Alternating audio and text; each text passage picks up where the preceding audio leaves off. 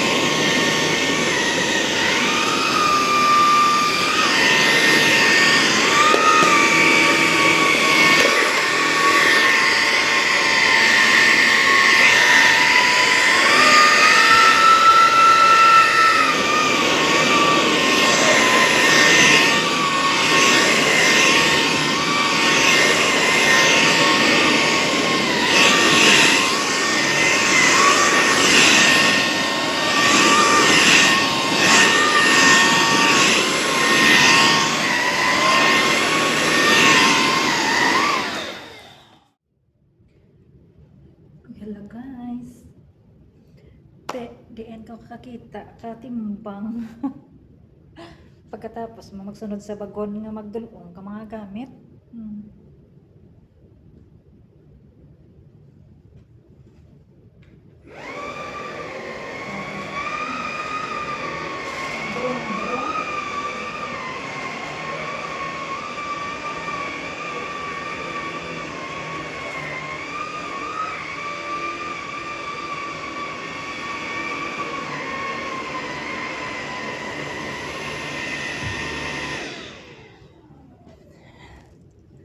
So, alam nyo, guys, no?